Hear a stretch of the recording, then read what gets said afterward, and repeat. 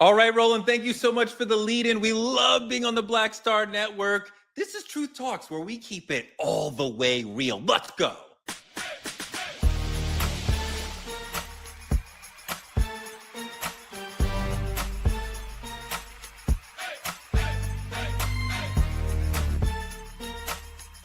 Are y'all ready to roll? Let's go. Welcome to Truth Talks, the show that gives you black people arguing like we're at the barbecue. We used to be the #1 show on Fox Soul. Now we're here with Rowland Martin because we needed a blacker platform, but it's still the opinionated, unapologetic, highly black truth-telling you are used to on Truth Talks. And it would not be Truth Talks if Dr. Cheyenne Bryant was not here. Welcome, my sister. What's up, Truth Tellers? We're here on Black Star Network, like my brother Torre said. And y'all know how we do. We're going to be covering some things. We're going to have different representation, different perspectives on things. You know, I may choose to push back on a lot of folks, or who knows, I may be a little polite to Torre today and agree with him like I do from time to time. You know what I mean? Who knows? We got to tune in to find out. Tune in to find out. Keep it spicy.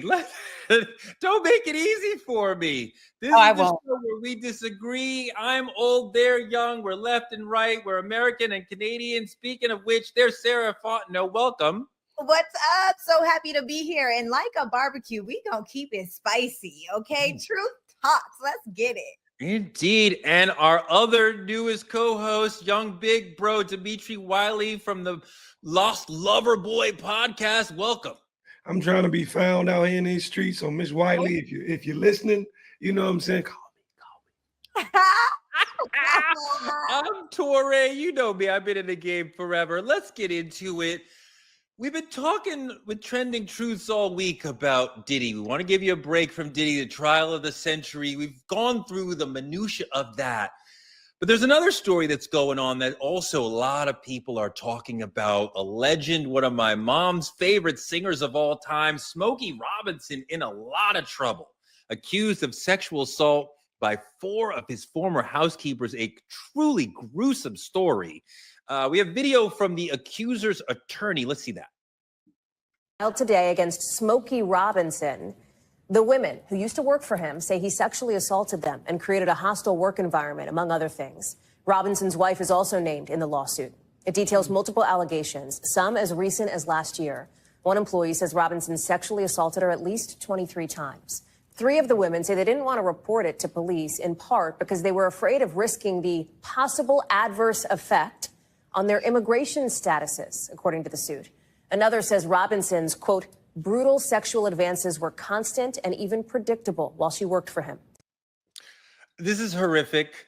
We also see the difficulty for immigrants. Like when immigration is criminalized, then they are unsafe. These people, these women felt unable to say anything, Dimitri, because if I report what happened to me, then I'm going to be in trouble. So then your accuser can get away. And you see this throughout immigration all up. But this is a Smokey Robinson story, and it's a gruesome story. Dimitri, what are you thinking? You know, it's common. This is a common thing. It's what happens when power is in play. Power often plays on blackmail, often plays on your ability to need them to keep your secrets, or them to keep you protected, or you to keep safe from them. So the thing about it is, this is a common thing, you know, but to me, there's so many layers to this conversation, because apparently Smokey's wife was a co-conspirator in all this. Apparently there was white tile laid out on a bed, and this was a routine thing between him and his wife where she would watch and XYZ. I think this is the first time we've seen it in this case. But for me, it's pretty common now at this point. Dr. B, this is gruesome. What do you think?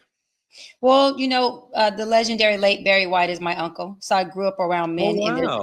Yeah, he's my uncle. So rest in peace. So I grew up around the Jacksons and Smokey Robertson and Glodine White, which is my auntie, and so forth. And I say all that to say, I've never experienced anything like that from Smokey.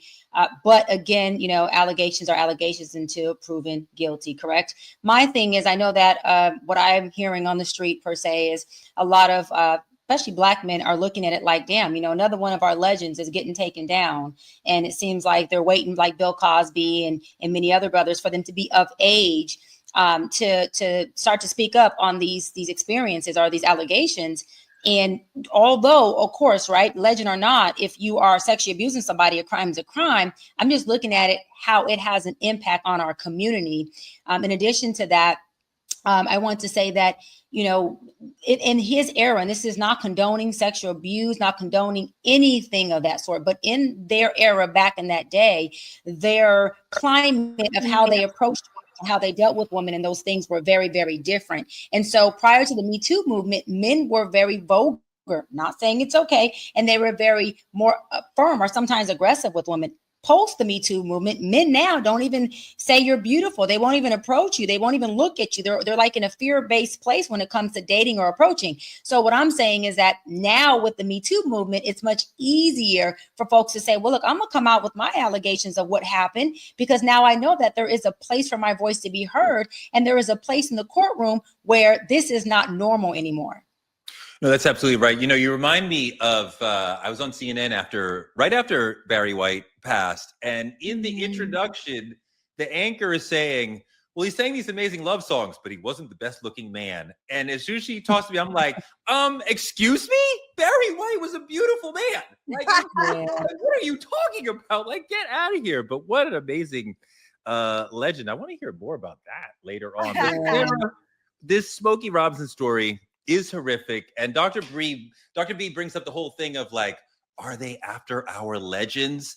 I know a lot of people think about that. I don't think that there is some effort to get our legends. Dr. B rightly notes some folks, Bill Cosby, others being caught when they are older. Well, yeah, that's when they flow out of their zone of power and their victims are better able to say, hey, that person did it, because you don't have as much power as you did at your zenith. I think it's really hard to deal with somebody who is at the zenith of their power. You saw Bill Kelly, R. Kelly, Bill Cosby, R. Kelly, all these sort of people, like when they're at their zenith, it's hard, right? Go ahead, Sarah. Well, I was just going to say, and we were chatting, actually, I was having a conversation with Dimitri earlier about this that's happening. And it's wild because, you know, we were talking about, are people destroying our legends, or is it our legends' actions that are tarnishing their own brands? And I think really and truly, you said, Dr. B, you were talking about prior to the Me Too movement. I personally have been in the entertainment industry for almost 20 years, and I have effectively learned how to navigate the vulgarity that comes, because the truth is, regular men, air quotes here, regular men or normal men are much more appropriate these days, but rich men still are not, because there are still very rich and wealthy men that will say whatever they want to say because they know they can get away with it. And so even for me, a part of me is like, dang, are modern day women like getting soft, or am I just so groomed into that I've normalized that bad behavior where I learned and still do laugh it off?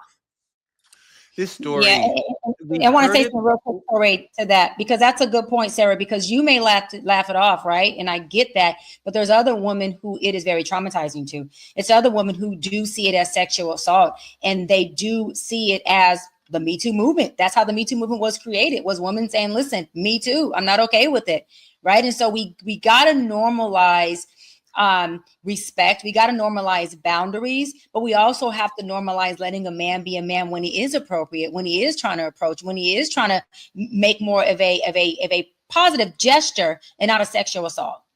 This story, though, is a little bit different. I feel like we've heard most of this story before, which is not to say that it's okay. But his wife seems to be a part of this in an almost enthusiastic way, which is different than what we've heard. Quite often we've heard the wife seeming to be unaware of what's going on, or at least pretending to be unaware of what's going on. But this wife situation seems like she was like aware and like encouraging and like okay with this, because like, I'm good with him, so you like, it's all very icky and cringy, and not unlike our second story, which is not anywhere nearly as horrific, but also cringy. Viral moment out of the Cannes Film Festival. Our prince, our king, Denzel Washington, wrongly treated at Cannes when he's there for his new Spike Lee movie. Let's see the video. altercation ensues after a photographer grabs him to get his attention for a photo. Not a good idea. Denzel snaps, pointing his finger at the photog and sternly declaring, "Never put your hands on me." You know, I have been on the other side of the rope, like where the photographer is at the Oscars and Golden Globes and other things. I mean, just the social feeling of like, no, you cannot touch them. Like they're on the other side of the rope. They're the stars. These are the people that we are here to talk to do our jobs. Like we have tremendous respect for them, to say nothing of Denzel at Cannes. So, Dr. B, this gets me into like, do they think so little of our bodies that they can just touch them even in incredibly inappropriate situations? I mean, Kelly Rowland went through the same thing at Cannes last year, security guard, but still the same difference. Let's hear Kelly. The woman knows what happened. I know what happened. And I have a boundary, and I stand by those boundaries, and that is it. And there were other women that attended that carpet who did not quite look like me, and they didn't get there scolded or pushed off or told to get off. And I stood my ground, and she felt like she had to stand hers, but I stood my ground. And that was it. Good for her. I mean, like, again, our bodies, our basic human boundaries not being respected. Will Smith had the same thing. It was 2012 on a red carpet, but look at this video. Turn. What's a dream of mine to hug you? Can I hug you? Oh my God, a dream. How you Hey, man. What the hell is your problem, buddy? Oh, wow. You know, I mean, like, it's just a basic disrespect of people who you are there to venerate, to cover, to interview and talk to. Your job is to talk about and talk to them. So it's kind of crazy to leap over to like disrespecting them. Dr. B, what's going on?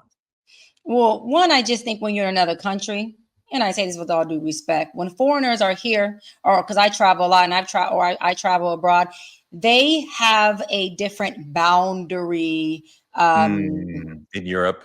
perspective. Oh, they do. I mean, they don't have a boundary. It's very touchy-feely. They're up on you. They walk past you. They don't speak. It comes off rude, but that is their culture. Even when they come to the U.S. and we're driving in our cities, or we are at the airport with them, I've noticed that they brush by you, bump you, not say excuse me. They will just do certain things that, from my experience, is just like the foreigner forte per se. They don't have like that that American back up. We got boundaries. Back the fuck up. So you don't think this is as disrespectful as we're sort of seeing? I think it's disrespectful. I don't think it's a racial issue. I think the issue is the boundaries. When Denzel said back the hell up, don't touch me, that was a clear boundary of back the hell up. Just like Kelly Rowland, I always call it the black woman finger. When our finger comes up, the finger is the boundary. So once we do this, just understand what follows this is a boundary.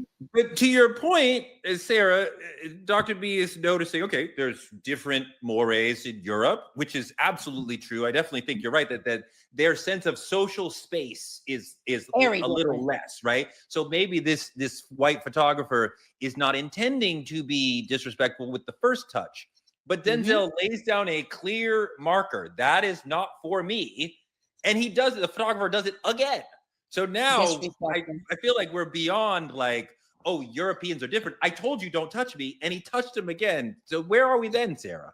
I think that it's full-blown entitlement, and I think that it's entitlement to celebrities, because I am on such a small scale, but from small experience, I've been at dinner with my family, or I've been out in intimate spaces with my girls, and people will walk directly into my face and say, hey, can we take a picture? We have to, sometimes they don't even ask, let's take a picture, right? And so there's a level of entitlement because they're so used to seeing you that they treat you like they know you. They treat you like you're anybody everybody else. And not to say that that's okay. And then on top of that, like Dr. B said, being in a different country, from personal experience, I was in Rome at this live show, watching the show. The show was amazing. I'm looking at all the musicians. I'm watching them play the music. I'm like singing along, dancing in my chair. I go to the washroom and I come out of the washroom. When I'm there, one of the musicians, literally, we had made eye contact while he was on stage. And I guess he thought that meant give it a go. He literally tried to kiss me near the washroom.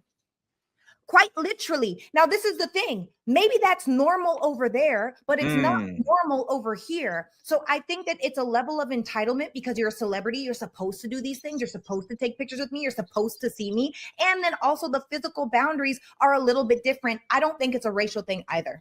D, go. The thing about it is, I do think it's a racial thing. That's me personally. I do understand the celebrity aspect of it, how celebrities aren't necessarily granted humanity. I get that part. But when respectability will not protect you when the world views your black skin as public property. No matter how much people think they know you, the idea of it is they feel like what I see, could have never been a black reporter grabbing any of them. I don't think any of them are isolated incidents. I think it's the idea of not only entitlement, but remember you're black. That's what I see. In our politicking segment, the Trump administration is making it harder for some black communities to access clean water because they've terminated an old civil rights settlement, dismissing it as DEI. So now people are at risk for severe health challenges. In Alabama, there is feces in the water. You cannot drink it. Look at that golden brown water there. Like, that is disgusting. To say nothing that Flint still lacks clean water. And, you wonder if there's something larger. We talked about the disrespect of black bodies. This is, again, the disrespect of black bodies and black people and black communities. But you wonder if there's something even more insidious going on, Dimitri, in terms of are they doing this sort of thing to get at us, to mess with us, because they know our birth rate is outpacing theirs. So maybe there's some higher plan of let's really screw with them on a physical, neurological level so they can't ever get strong. Absolutely. To me, it seems like they're defunding survival and then blaming the sick for not succeeding. That's what I see. From Flint to Alabama, all the way from, it starts to feel like the new Jim Crow. Unseen, unspoken, and deadly. Yeah, Sarah, they are eliminating or slicing and dicing with Medicaid. So the ability to get help when you are poor is being taken away. And adverse chemicals being introduced into your community. I mean, this is a death spiral. Sarah. She's on mute. I was unmuted. I couldn't agree with you more in the sense where sometimes, I don't think it's necessarily throwing away the blacks as much as it is throwing away the impoverished people. It's so to suppress those that are in poverty. And, I think about the Flint whole situation, how they still don't have clean water. Well, right. You know what? That happened in 2014. We're now in 2025, and they just got paid a $626 million settlement, but only 80% went to the people that actually had the claims. And it's no different inside of Alabama. And the problem and the thing that we really need to rally against is what this dirty water is causing. It's causing cholera. It's causing diarrhea, dysentery. It's causing typhoid, hepatitis A, polio. There are so many different things that this water can do, bacteria, even death. Let's just keep it real. That's as bad as it gets. That's worst case scenario. Or worst case scenario could be living with a disability, illness, or ailment because you didn't have a basic human resource. Like water, everybody should have an opportunity to have clean water.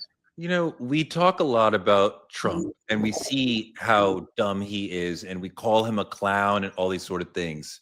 But not everybody around him is dumb or a clown. And when you have someone like Stephen Miller, who is evil, but smart and insidious and horrible, he's the sort of person, this has Stephen Miller fingerprints on it to be. He's the sort of person who would be like, yeah, let's put dirty water in Black communities because he thinks like, oh, they're lesser and like, who cares about them? Dr. B? To your point, love you, Dr. Sarah, love you, sis, but this ain't about throwing away no impoverished people. This is called environmental racism, straight up. That's exactly what it is. The Trump administration earlier this year got rid of a settlement. That settlement was for public health because there was a public health crisis, not for DEI. They made it DEI because Flint and Alabama are what? Predominantly Black. So, of course, DEI and Black people to the Trump administration and many other people are tied in. They're married. So what am I saying? Is that this movement to allow shit and feces to be in water is about an environmental crisis, which is a direct environmental systemic racism move on behalf of these people. And the sad part is they cut funding from this settlement. So the Alabama health official said, look, we're going to continue to try to fix this septic system, but we're running out of money. So this ain't going to last us too freaking long. And guess who doesn't give a damn about that? This administration. So I'm going to say it once and I'm going to say it loud. This is an environmental racism problem. No, I think that's absolutely right. Dimitri, it is hard to live in Black communities, partly because of stuff like this. We are over-policed. We are under-resourced. Quite often we are in food deserts. And then you get environmental racism like this, that this specifically can lead to neurological damage in children. A lot of the kids in Flint who went through all this crap the last decade, neurologically damaged. You're never going to get past that. Like that will affect you your entire life. This is a real tragedy and yet another challenge of living in a Black community. Oh, absolutely. I think now is the time we actually start to do something. All these fundraisers and everything, the United States themselves has the money to fund and fix these problems. That's because the thing about it is you can't drink diversity reports. You cannot clean wounds with fucking press conferences. You gotta actually get out and do something. But the thing about it is, if it's systemic, if this is intentional, there's your problem. They want it to last. Because to Dr. Brian's point, if it's environmental racism, it's done for a reason on their end. But we should step up as well to do something. Sarah, what do you want us to do for us to make this a little bit better?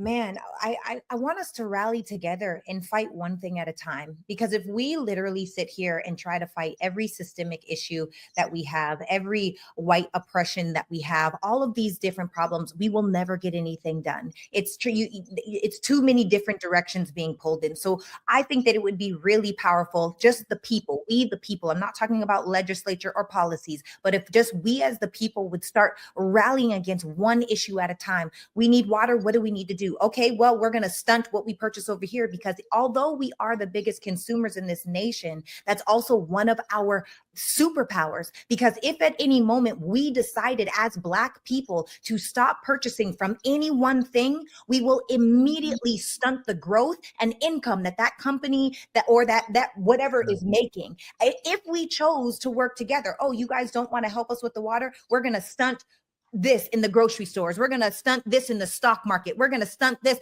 because that's the only way to really get change when it comes to white people. They care about the money. How can we make that hurt so that they want to make a change? I love that idea. And we tried a little Target boycott as a community a little while ago and had some effect. But here's the thing. What we've been doing is announcing we're going to have a boycott on Friday, and it's going to last 3 days or a week, whatever it is. So what that does is it gives the corporation time to get prepared. It gives them time to say, don't worry about the numbers here because they're boycotting us. And we know when it's going to end. A real boycott the company would not know it's coming. They would not know how long it's going to be. They would not know they would be freaking out like we are, but we are giving them too much information. That's good.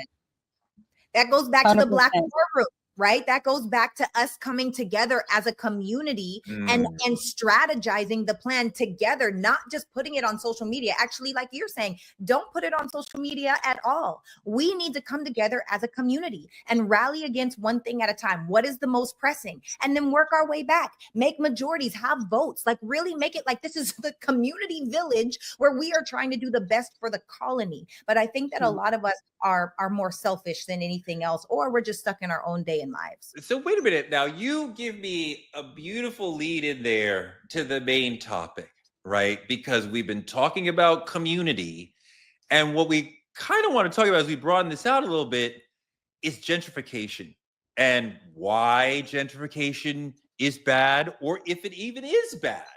A lot of times when we're talking about gentrification, we're talking generally about poorer communities, quite often in the middle of cities, inner cities that we used to call them, where developers come in, new housing, new businesses, you get a Starbucks, you get a glass apartment building, you get a new Target, you get a new Apple store, and the community value rises and the usage of the community rises.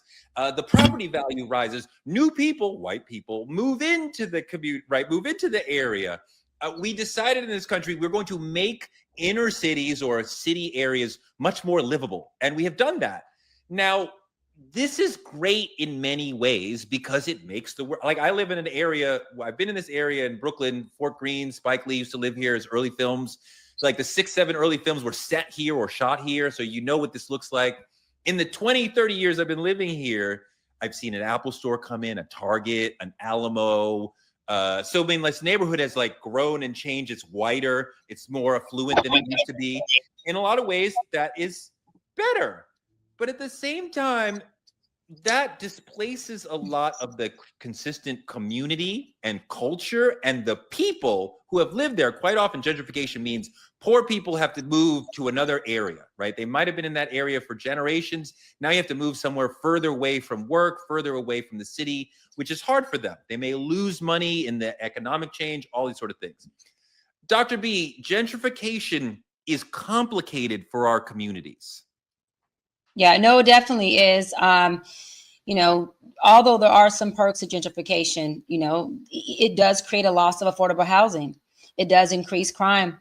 It does create a social inequity, okay, and inequality. And you do get a loss of cultural diversity within those areas. However, right, gentrification, it provides a convenience, right?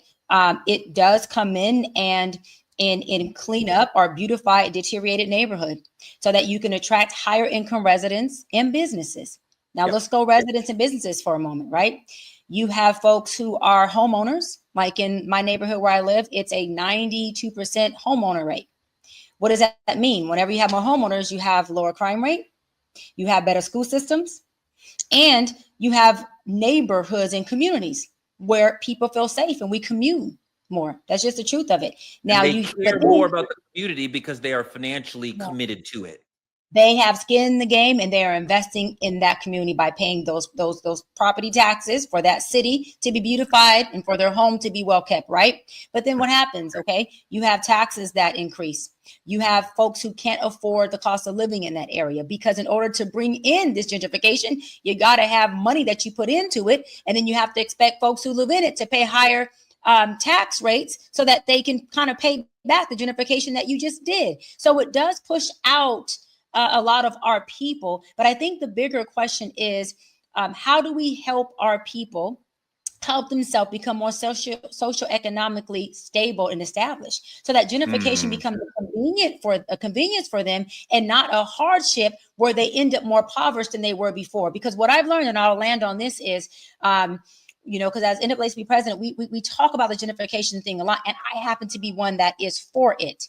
And because I'm the one that's for it, I get a lot of pushback from my counterparts because they're saying, Doc, what do you mean? White people are coming in and taking over our communities? I'm saying, but yes, many of our communities are suffering from, you know, just the high crime rate. We're suffering from the inability to even have public transportation. We're suffering from the inability to have a grocery store versus a liquor store on the corner. So there's a lot of things that we have to look at as a group of people to say, listen, is it working for us and we are not able to work ourselves in it, or is it working against us because we are having to move ourselves out of something that, you know, we can actually try to become a part of and make it a convenience to our lifestyle. I think it can add to the quality of our lives if we can figure out a way to blend with it and not go against it. But Doc, it adds to the lives of middle class, upper class Black people who can afford these gentrified prices for homes and lattes and other such things.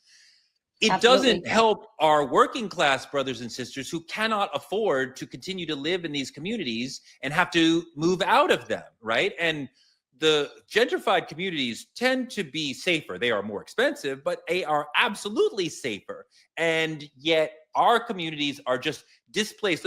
Put up the picture again with the different houses, and you see the difference between pre-gentrification and post-gentrification. They're not respecting the community, right? They're not respecting the people who live there. So there is a challenge. I find it hard to understand why you're like, I'm pro-gentrification when it is nuanced and complicated. I understand the value of gentrification for some people, and it is very difficult and dangerous for some Black people as well. Yeah, because you know why? When I go into our inner cities, you know what I see? I'm a little girl from the inner city. I grew up in the hood. Very proud to say that. Went from the hood to the hills. When I walk around in my neighborhood as a child, when I go back to it to give back, because I give back all the time as much as I can, I still see the same rhetoric where there hasn't been gentrification at. There's still a liquor store on every corner. We still have a high rise in homelessness. We still have a high rise in addiction. We still have a high rise in crime. And we still have a very low socioeconomic well-being. We also have a low level public safety, and people are not able to get healthy food, so not able to get resources that they need. You have a lot of the community centers that are supposed to be created for resources, not available, shutting down. We just my organization just put a skate park in a city called Harbor City, which is a very rural inner city in the hood for these kids. You know why? Because in there's no gentrification, but there's also nobody making investments in that neighborhood so that these folks can have a better quality of life. So there is negatives to it. I hear it, but there also has to become a time, Torre, y'all, where we have to be able to move and evolve as a people out of the poverty, out of the middle class, or at least out of the poverty, and start to allow our environments to look like more of a resourceful, a good quality of life that we all deserve, but we all can't afford. I think, and this is just my opinion, I believe it's a double-edged sword. You grab it from one way you cut, you grab it from another way you cut. Because the idea of the hood, I grew up in the hood my whole life. West side of Chicago, if you come here, they refer to it as 290, XYZ, blah, blah, blah. But the reason the hood is because there's less ownership there, right? Ownership will benefit from gentrification. It's not cleaning up the hood if you have to remove the people. Right. In order for them to enjoy it. You understand what I'm saying? It does not make sense. If you're literally, for some people, for the middle class, like you said, Tori, for the middle class, yes, it's a coffee shop. For others, it's a fucking eviction note behind a coffee. Right. It's different. And the thing about it is my grandmother was barely paying her mortgage, barely. Ended up taking out a second mortgage, XYZ. And granted, I was a lot younger at the time. Proud to say I now own that home that my grandmother grew up in. Amazing. But the thing about it is, it's in that neighborhood in Chicago that they're trying to gentrify. It's right next to the United Center out here where the Bulls play. So for me, I've witnessed it firsthand. I've witnessed a Starbucks pop up out of nowhere, but still next to a liquor store. And the thing about it is, I think this conversation is a double-edged sword because if you do not have the money to sit in the gentrification, you'll never enjoy the gentrification. That's right. I remember going to Philadelphia around Baltimore around the Freddie Gray situation. We covered that. So I was there for a week, like really understood Baltimore. There is like a line, a DMZ that is not crossed. There is a gentrified harbor where there's nice stores and nice cute homes, and the hood don't go there. You can, like, you can get there in 20 minutes, but the hood doesn't go there. They just hang out in the hood. They're not really wanted there. So, I mean, when we have gentrification, it beautifies things for the middle class and the upper class. It doesn't really do anything for the working class. They're just left out in the cold. They're just exiled somewhere else. And look, Tyler Perry is an interesting part of this whole gentrification conversation. He went into his community in Georgia, built this amazing studio where they filmed Black Panther and all these other things.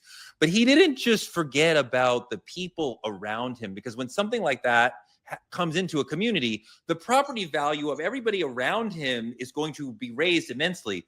But if you can't afford the new property taxes because your house is much more valuable, then you're going to be priced out. He was so smart and thoughtful that he thought of that and paid their taxes for 20 years into the future to take care of, so they wouldn't be displaced the way that gentrification generally displaces people.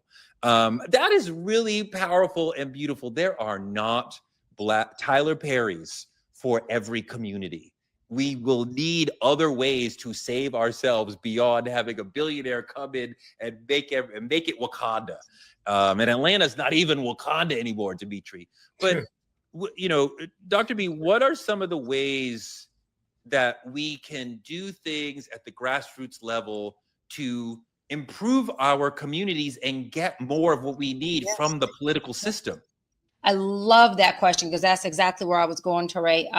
So as a representative and president of NAACP here, we work with elected officials. I'm also a commissioner for our assemblymen, as well as a California Democratic delegate elected official. So what do? I work with the elected officials to make sure that the developers who are coming into our cities and developing have to contribute or donate a percentile of that development that they will be making money from back into the community. What does that mean? That they have to promise to invest in low income housing within the jurisdiction of where they are developing, or guess what? They do not get the okay from the city council to develop in that area. Why? Because a lot of elected officials were doing pay to play.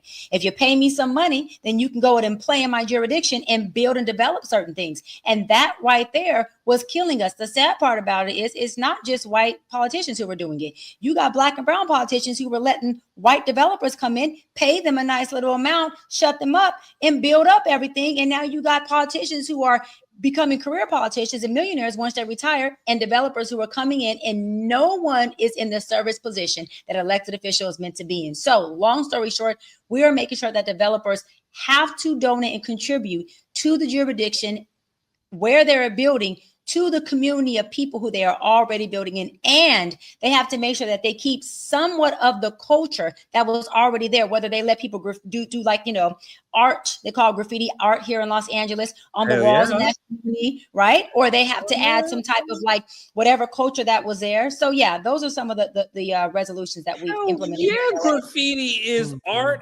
Absolutely. Dimitri, go ahead. I'm gonna speak to the exact same point from a different standpoint. And I briefly touched on it before we had our technical difficulties, but not just me. I was not the only one who purchased my great grandmother's home. She owned it since 1970. I purchased it because no one in my family was willing to do so until I was of age. But me and 3 of my friends now own property that was in our family to keep it there. We refused to lose it to the city. I refused to watch all the hard work and fight my grandmother put up go to waste, because what was going to happen is someone was going to move on in. A 4-layer brick building would have been bought in seconds. Her property is now valued at over $800,000. So it's not just what the city can do, it's what the people can do. It's when you care, when you actually put the thought in saying, because I can't control, I grew up in poverty, but I can control what happens after the fact. You're 28? Yes. How hard was it to get the cash to buy? You bought an $800,000 house? No, so what I did personally, my grandmother still owned maybe $50,000 left on this building. So quick claimed it over to me, paid the $50,000, reconstruction loan, fixed the whole building. See, that's Go on, how Dimitri. we Go help on. each other and pass on. Because so often in our communities, there's something we call a negative inheritance, right? White people generally don't have this. We generally have to take care of our elders near the end of life.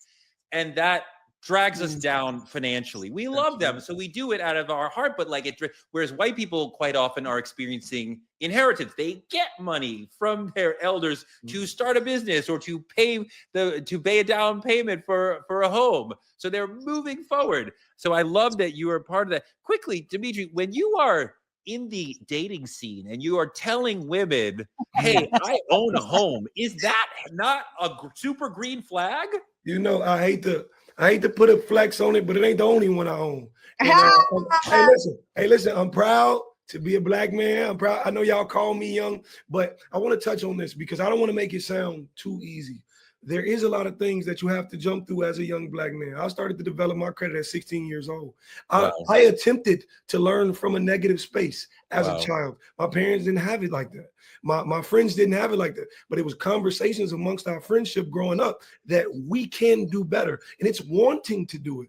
Of course, I had to deal with my grandmother and her. I don't know if you really know, but when they get above 80, they get like a territorial, your heart's connected to this building. And it was my dream, my all-time goal, my desire in life to make sure this woman sees this building in its glory days so she can remain comfortable. That was and it was not easy. I don't want to preach that it's easy, but you can learn. Sarah, you know the real estate space probably better than anybody in this conversation. Let's talk a little bit about how more people, young people, can be like Dimitri and begin to own, because if we create more black home ownership, that is the path to communal wealth.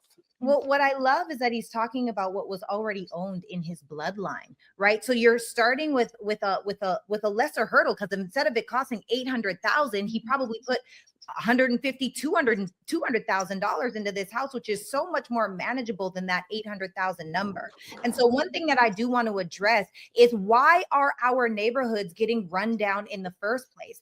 And like I said before, there's definitely, there's a perk to gentrification in the sense where we get better shopping centers, better healthcare, better school zones. There's so better stores, better food options. It's not just fast food everywhere. We definitely do have that, but I would actually challenge you, Torre, that it's not just the working class, but it's also the middle class that gap is created between them and the upper middle class and the upper class, right? Because they really and truly can't afford to be there.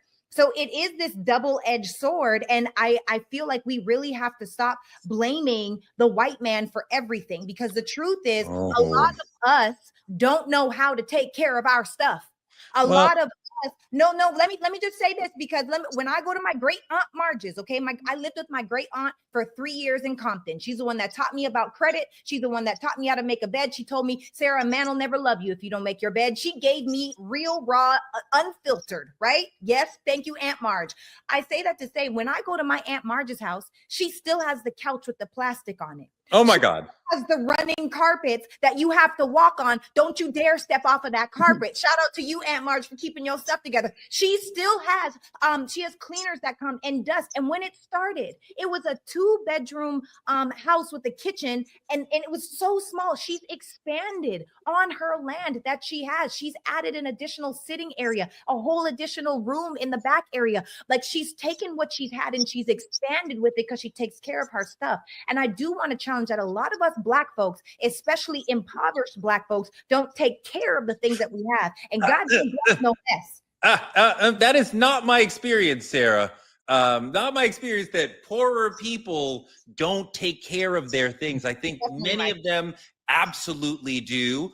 I don't want to make a generalization about every single person, but I think a lot of them take very good care of the small number of things that they have. I don't want to cast aspersions on my working class brothers and sisters, but just to pull back for a second, I think that what happened to inner cities in our country is that when we in the 50s, when we were more of a manufacturing nation, the notion was have factories in the city because that's where you could afford. You get lots of workers would live in easy working distance of the factory. A lot of those would be working class people because working class people tend to work in the factory.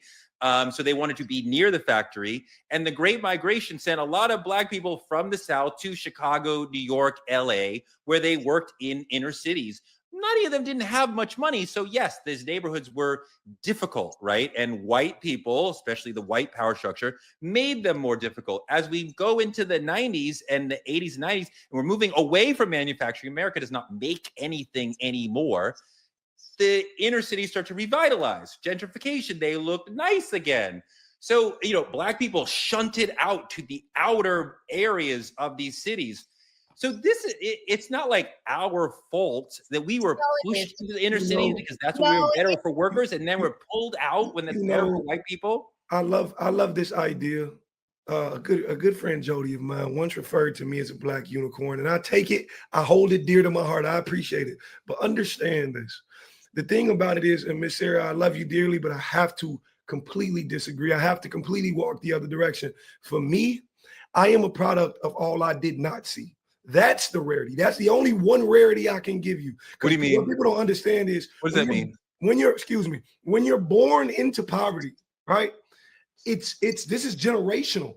It doesn't just abruptly come to an end one day unless someone makes a difference. My parents didn't have the means to do so. Imagine saying, okay, I'll change these windows and these gutters and worry about the outside of this house, but you barely got money to put in your refrigerator. That's the difference. You barely got money to make it to work. You can't build up the wealth of this building because I got to worry about real shit. Keeping the goddamn lights on for the kids. That was my parents' experiences. And all I'm saying is I can never slay them for that. I've witnessed my parents change and become generationally better than what they've had to deal with from learning from their child. My mother will tell you. So right. There we go. You have to be a little more careful with the words you spewing. No, Dimitri, I challenge that. I'm not saying that it's a choice. I'm saying I'm not even talking about necessarily the expansion of your homes. I'm talking about taking care of what you have. I come from poverty. We went from a 2-family income household to one because my dad ruptured a disc in his back when I was 10 years old. And I saw my mom have a full-time job, going to school full-time to get her master's in engineering, all of us kids taking care of my dad and also trying to make sure that we weren't homeless. So I'm not saying I'm a stranger to freaking poverty. I know what it's like to even moving to America, I had to choose between, was I going to put gas in my car or food in my fridge? I was that girl that was digging in the couch trying to find change so I could put $3 on pump 5, and not because I was in a rush, but because this was literally all that I had. And in spite of that, I had to learn. Have you ever had 4 kids and got an eviction note? I have an eviction note every month. This is reality for a lot of people I know. This wasn't my parents, but this is a reality for a lot of people. I'm not saying it's not the reality. What I'm saying is we have to do a better job of taking care of our stuff, because what happens? Let me finish. We never owned it. A lot of these people in the hood are in apartments. Cabrini Green is an apartment. This is exactly why gentrification is happening. Because if you don't own it, you don't take care of it, it gets run down. And so now you're trying to hold on to something that's falling apart. I want to put out one idea, and I know Dimitri knows about this. Poverty is expensive. Yes. Poverty costs money in and of itself, right? Like people are overcharging poor people. There's late fees. There's all these ways that being poor costs you money. So when we're talking about poor people, you're basically talking about poor people not getting the most out of their money. But their money is running them. They are not running their money. So to blame them for a situation where they're about the money, Torre. This is what I'm saying. The stuff that you have, take care of it. Take care of the things that you can afford. Because if you don't have to have the Rolls Royce or the Mercedes Benz or the BMW. You don't have to have that. You could have the 2001 Camry, but you clean your car. It's not you have stains on your carpet and dust inside of your vents. It's you take care of yourself and you take care of your stuff. And a lot of us, we're so tired and we're so exhausted and we're so impoverished that now it's for us not to just hold on. Let me go a step higher. I listened to the show as we're doing it, and that sister right there said she has no poor friends. All her friends are rich. I was just going to say that. I was just going to say she contradicted herself. I was just going to say that. But that's not what I was going to say. The bigger picture is, because I want to clarify that really quick. I didn't grow up inside of privilege. I came from poverty and love. I built my privilege. I built my businesses from the ground up. Literally, I got sued for $3,500 worth of late fees because in my Hollywood apartment that I lived in for 4 years, I only paid my rent twice on time. So I know what it's like to be there. That's why I don't want to hear excuses about it. Got it. Let me go. Hold on. Let me go bigger really quick. That's Hollywood. Let me go. Hollywood to the hood, to the inner city. Two bit different things. But let me say this really quick. Hold on. When we're talking about taking care of our stuff, and we're talking about taking care of family, and we're talking about generational wealth, and we're talking about ownership, is what I hear all of y'all saying collectively. Okay. That is more than just owning your property in the inner city. Yes. That's also having life insurance for your children. Sure. Okay. That's also teaching Dimitri's son how he created this real estate portfolio. Okay. My father passed away. He was a hood dude. Went from the hood to a well-off businessman. So he made it out the hood. I got a check in the mail. Didn't even know. Life insurance, 2 different checks. I bawled my eyes out. Not because the amount was nice, because my father thought of me post his death.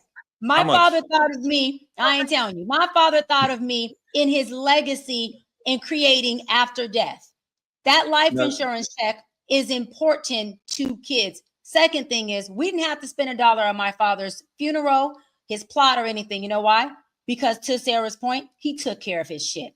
My grandmother, who I took care of in hospice till her last breath 2 years ago, dying from cancer, guess what? We didn't have to pay $1 for hers. You know why? Because she took care of her shit. Now, let me go further. She didn't own a property. She didn't own a business, but she damn sure had life insurance that covered herself so that when she passed away, she did not leave us in debt and we were not in a deficit. Had I paid for it? Hell yeah, I would have paid for it. But the fact that I didn't is what I call privilege, is what I call generational wealth, is what I call taking care of each other. Now, I bought my first house at 19 and created a hell of a real estate portfolio up until right now. I bought an estate 4 years ago and I just built out a compound, which means I have 4 houses on one property in Los Angeles where all of our family can live here. Why? Because that's how you create generational wealth. That's how I let my children that are not even born yet, called preparation and planning for my kids before I have them. I say, listen, all y'all got a place on this one compound. So I don't want to hear anything when mama leaves, in the event I don't get the opportunity to continue to and create. So what I was saying is that it is our responsibility to create and make sure there is equity for the family that we are going to birth and for the family that is here. Dimitri is doing it well. Dimitri is doing it well, Corey. Dimitri, we have established that Dr. Brian is rich. That's fine. Thank you for making that clear. I will say I was a little girl from the hood to the hills, and I definitely went from poor to middle class to a rich BITCH. And I'm going to stand on that shit because I worked my ass off to get here. Here's the thing, Dimitri. Sarah keeps making the point about why don't poor people be cleaner? You're pretty green, right? Come on, man. What are we talking about? I mean, like, is there a problem? Do you've been in the hood? You've been in the PJs. Is there a problem? Are we keeping it clean in the PJs or not? You know the thing about the hood that a lot of people misunderstand. The hood is literally saying, okay, what y'all telling me is, why don't I make my bed when my room's fucking filthy? The thing about it is, Dr. B, you said something about life insurance. Well, fuck life insurance when you can't afford car insurance. Fuck life insurance when you can't afford living. People, I don't think people understand this though. But to your point, Torre, are we keeping it clean? I'll be honest with you. No, they're not. But the thing about it is, it does not matter if it's clean if you barely have it. The dealership, when they come repo your car, they don't give a fuck if it's car washed or not. It's getting taken. And that's the thing. People are literally making life-changing split decisions with the money they're making. And I don't know if y'all know. Why is it getting taken, Dimitri? Why is it getting taken? Whose responsibility is it to upkeep the things that they obtain? Whose responsibility is it? I'm asking a general question to us all. Whose responsibility is it? Can I say it is an absolute cop-out? Okay. And I'm probably going to piss a lot of people off because I know that the struggle is not easy, but that doesn't mean that it's impossible. And one of the things that we all have to realize is y'all talking about, I moved from Canada, Regina, Saskatchewan, Canada to to Los Angeles. I moved to Hollywood, California. My rent was $781. And every single month I was late to pay my rent. Every single month I was calling around trying to see if I could get help. Every single month I was hustling, trying to figure it out. And you know what? Inside of trying to figure it out, even though I was crying myself to sleep at night, I was putting a plan in place. I may have started broke. It's like the quote that says, if you were born broke, that is not your fault. But if you die broke, that is absolutely your fault. And then if we continue to regurgitate that rhetoric that because it's hard and that you don't have enough money to live your life, that then it's okay for you not to have life insurance. I don't think for you to not take care of your stuff. It's not okay. And hold on, Torre, because to Sarah's point, I said something very significant. I said my father was a street guy. And even though he was a street guy, he still invested in life insurance. You know why? Because he knew the lifestyle he was living.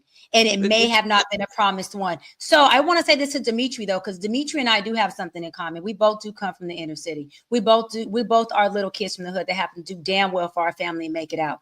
So I totally understand you when you say, listen, you know, when you're trying to pay your car note, you're just trying to see if you can get to a free clinic because you ain't got health insurance. You're just trying to see how you can get to high school, how you can get to the next stop from the 72 bus and get a transfer to the next one. I totally get it. But let me say this. There's people like you and there's people like me who figured out with a strong internal locus what kind of plan was needed for us to navigate through that, Dimitri. And guess whose responsibility that was? It was yours. And guess whose responsibility it was for me? It was mine. When I tell my story, I don't just give props to the people who raised me. I give props to Cheyenne Nicole Bryant, and I give props to Dimitri Wiley. What I'm saying is that just like we held ourselves responsible to make sure that we did something with the crumbs that we had and made a loaf out of it, people still got to be able to figure out how to do it, Dimitri. And people like you and me, we are responsible for going back and saying, bruh, sis, I see you and me. This is how I did it. Maybe this is a tool that can help you do it. It's not about leaving them hanging, but we got to hold them accountable.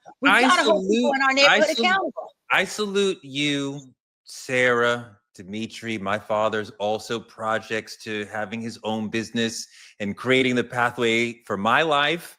He lived in the projects right over there, right on the other side of the park in the area where I live now in like a nice home, which is like this amazing, generational leap.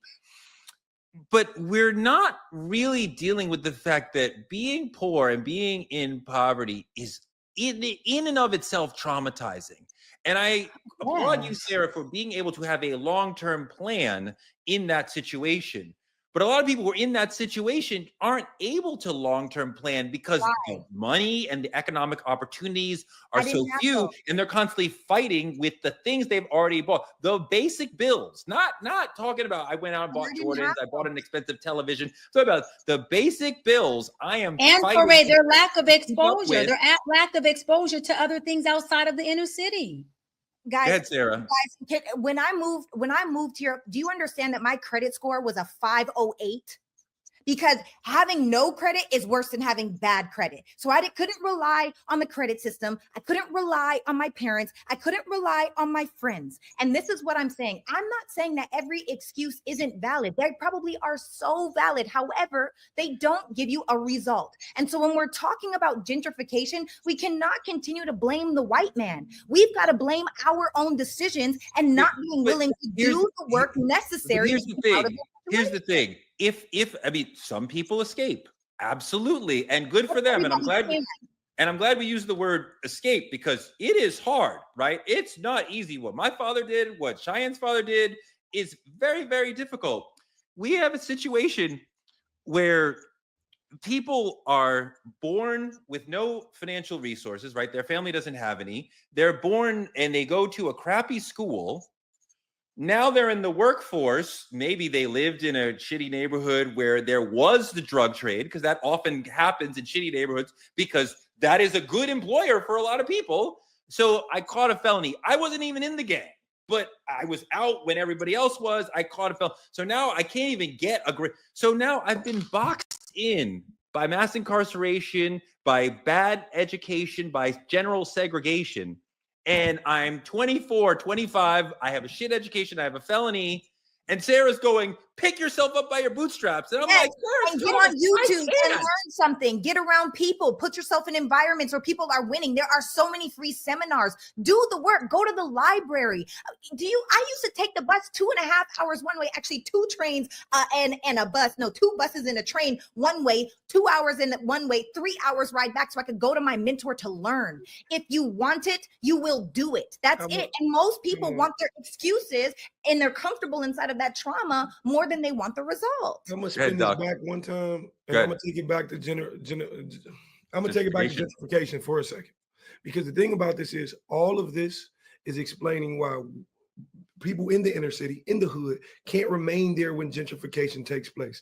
If the answers that y'all spewing to me is saying it's a choice because you did not choose to seek better help, when he just explained to you exactly the box life traps you in before you're at the age of 16 years old. You know how many people I know start selling drugs just to help their mama?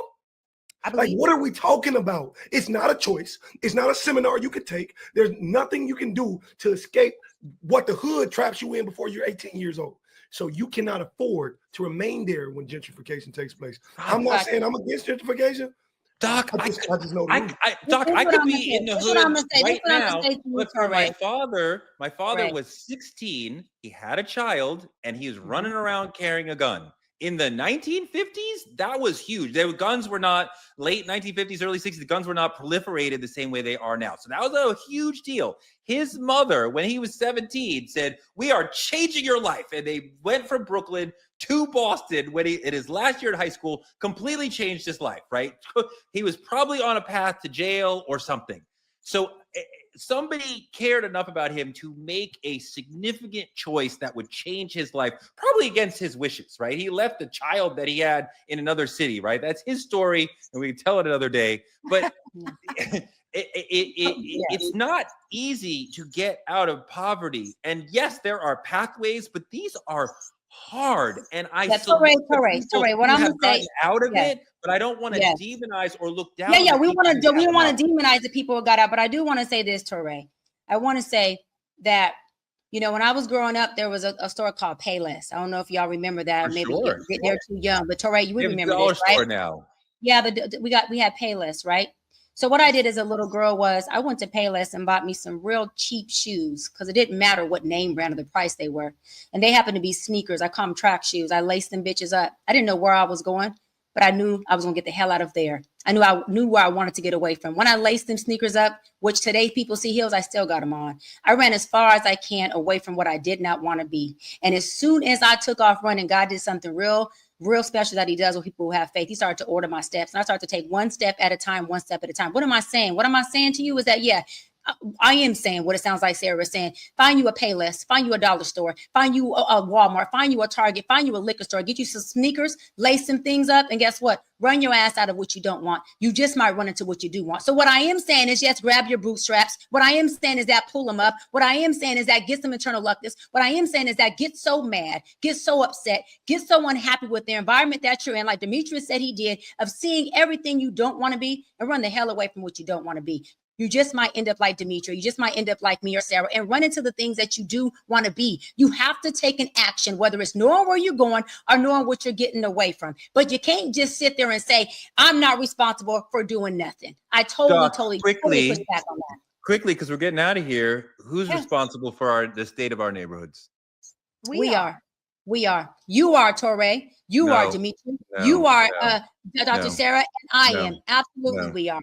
No, it's white people. It's white people. It's always white people. The correct answer is always white people. And you'll always be powerless, and you'll always be at their footstool if you think like that. So sorry that you have that limited thinking. White, it's not limited. I have an understanding of the game. White supremacy is in control of our system. Of you. It's in control of you. It's not in control of me. If I could play devil's advocate, you too. You're just not admitting it. It's in control of you. It's in control of you because you fall prey to that, because maybe you need a little more hood in your life, but it's not in control of me, baby. No, I am completely aware of the You're very unaware. Of the politics of the country. You're If I very could play unaware, devil's because if advocate- you were aware, you will understand that it does not control you. You have a mind that's not in captivity. But as long as you have that slave mindset, Stockholm syndrome, then you can say that the man who's white runs you. I don't have the same narrative. You keep yours, and I'm gonna keep mine. You Mine can is more make important. up whatever narrative you want, No, but they you have can say all the what you- money, they have and all you the can power, say they what you run all need the to, companies. you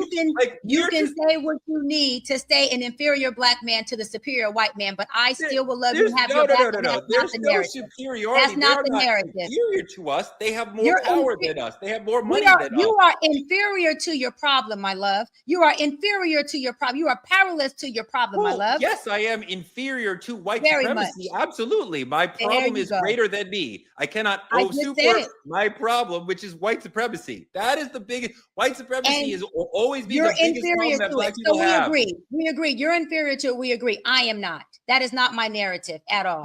At all.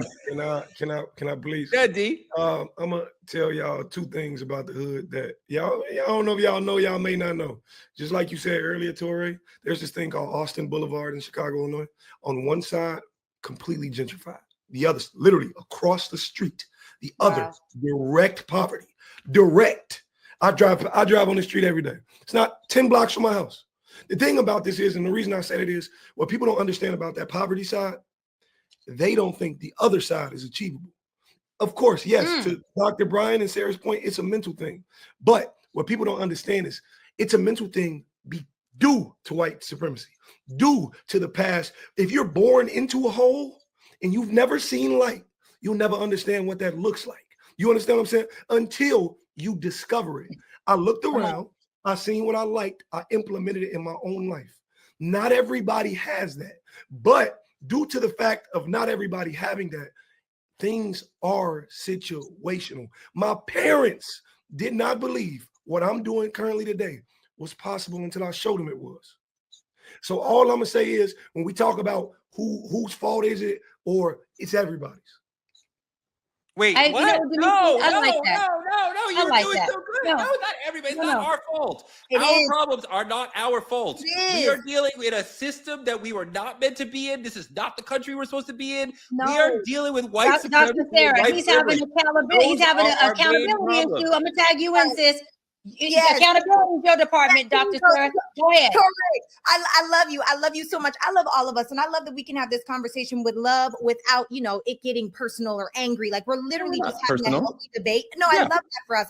Yeah. However, the fact it's toxic in my mind. It is toxic to say we will never reach a certain point because of them. Because what you're doing is you're placing all of your power outside of you. And if all is your power is outside of you, you are powerless to make a change. When you start taking 100% accountability for all things in your life, good, bad, right, wrong, ugly, or beautiful, that's when you can actually change it. When we start managing the energy, one of the things, Torre, we were having a phone call the other day, catching up, chit-chatting, and I was saying, one of the things that I say when I'm really frustrated, instead of giving it my energy, I say, isn't that interesting? And I keep it moving. Because there's no reason why I'm going to allow anything or anyone else to take my power away. Sarah, what is the, you're more Christian than I am. What is this thing? Give me the grace to, what is it? To accept the things I cannot change. What is it? And the power to change the things that I can. Great, because I believe in accountability for the things that are within my control. And if I have any ability to change the situation, I will internally be like, well, what did you do? And what did you not do? But I understand that there is a part of life and a part of living in this society that is beyond my specific control and beyond the control of the specific Black community. And I think so much of the Black community that I understand that there is nothing inherently wrong with us, that we are amazing and beautiful and in the wrong country. And it is only white supremacy that continues to hold us down. There is nothing wrong with us. So let me say one thing. What is not in your control, Torre? What is not in your control? Give us an example. What is not in your control? I mean, if I encounter the police, let's say, we all know that I don't have control in that situation. My God, I was playing tennis. This is a real story. I mean, I play tennis every day, but this happened 3 weeks ago where we got into an argument over whose court it was. It was mine, but she wouldn't get off. I swear she would have been at January 6th if she had enough money for bus fare, right? She had like 97% of her teeth, right? Like that sort of person. And she called the police and said that I assaulted her. So when the cops came, the question is, did you assault her? In that moment, I rely on the cop to listen to me because he could have easily said, well, let's just arrest him and figure it out later. So I don't have control in that moment. And you know what's crazy? You know, part of how I got out of that? Because the other white people at the court were like, yeah, we saw it. He didn't hit her. I'm like, so I'm relying on white people to save me in this moment. Which goes to show that they're not the enemy. And also the No. I didn't say, I'm not saying every specific white person is the enemy. I have some white friends. I'm saying there is a system that controls us, that keeps us down. And even some of our friends will perpetuate that system. Go, Sarah. Okay, I just have to say this. The only thing in life that we have control over, it is not the socioeconomic climate. It is not how much we are going to get opportunity. It is not the color of our skin. The only thing that we have control over is ourselves. And if in that moment you got into that argument with the girl that plays tennis and you would have gone off on her and was super loud, I'm sure that you're not that way. You might be outraged at times, but you don't get dramatic in the sense of where you're ready to put your hands on someone, where someone else might go there because they don't even have control over themselves. No, but I had self-control, but the conversation came down to what the police officer, and that's just one. No, but hold on. Let me say this really quick because Touré, hang on, the truth is inside of that moment, Touré. Had you been the angry black man, the loud, angry, disrespectful black man, I'm doing quoting fingers for those that are listening. Had you been that person, then the police officer wouldn't have needed the white people. He probably would have already assumed you were guilty just off of your energy in that space. But I wasn't the angry black man, and I'm still vulnerable. Touré, we get it. You weren't the angry black man. That we get your point. What I hear you saying when you talk, that it baffles me is you describe, the exact definition of inferiority. And hold on, before you respond, that is something that I feel that our people has worked very hard to come out of. I hear you saying that white people cause problems and they have been the nucleus to a lot of our problems. But when you say that they are the covering problem, that is an inferiority complex, which you've already said that you're inferior to the systemic racism of things. But that mindset cannot overcome something because inferiority and overcoming cannot coexist. You can't build yourself up while you break yourself down. It doesn't work. You got to choose one. And when you choose to go up, you are no longer inferior. You are evolving. And it's not about being superior to another race. It's about being superior to yourself and being vertical in who you are and understanding that out of all powers of powers, you do have the power of choice. And if you use it as much as you can, it does change your life. If we look at this situation in this country and we see white people have a majority of the money and a majority of the power as far as politics and corporations, how do we explain that? How would I explain that to a 6-year-old? We don't have to. We don't have to explain that to anyone. White people are better, or would I say racism explains why we're in that situation? I think the bigger question is, why are you trying to explain it, and who are you trying to explain it to? The explanation of why somebody outside of you is doing anything is irrelevant. What is your black tail doing for change? What is your black tail doing for your family? You are educated. You wrote a book. You're doing better than your parents. What are you talking? Touré, no, you don't have to explain what an outside party is doing. This is in-house stuff. As black people, we in-house. I would feel bad for black people who fail to understand that racism and white supremacy is the main reason for our problems. Because then you would have to blame yourself. And you would have to say, I got to end this here. Y'all, the question is, we talking about gentrification, right? In the neighborhood. Y'all want to know who I blame? I blame my mom, I blame my dad. I blame my ancestors. But Don't I do also blame more than them. I blame the judicial system. I blame poor funding in low funded communities in the hood. I blame police. Brutality on Black Americans. I blame. There's a number of people to blame. It's not just one particular person. You don't look in the mirror and say, "I could do better one day," and then just go out and now you can pay your bills. Before y'all were in Chicago, where were you? Got it. That's it. Which southern state were you in? Us? Yeah, Mississippi. Yeah. So you should also blame the sharecropper who was stealing money from your great grandfather and the slave master who was stealing money from your great grandfather. He already said everybody, and you disagreed with him. He said everybody 10 minutes ago, and you said, "Oh, whoa," and your curls started to fluff up. Your curls was bouncing and stuff. You know, you was having a moment, babe. You was having a moment. Woo! This show has been a moment. I love you guys. This has been the most passionate show we've had yet. I hope you guys loved it because I sure did. I got bruises. Dr. B got bruises. Everybody got into it. I love it. You guys brought the noise and the funk today. I love you guys. That's Dr. Cheyenne Bryant. That's Dr. Sarah Fontenot. Dimitri Wiley, who owns 15 homes. Sarah owns 3. Dr. Cheyenne owns half of California. She's crazy out here. We're going to have other amazing people on this show this season. D.L. Hughley, Ebony K. Williams, Mark Lamont Hill. You got to come and see who's here with us as we're going. We're going to be here every night, 8 p.m., weeknights. Wait, we even have judges on the show. We even have judges, Judge Lauren Lake. This is your Truth Talks family, so come hang out with us. Like, comment, and subscribe on our YouTube at TruthTalks-Live. Watch us here on the Black Star Network. Support Black media at the links on your screen.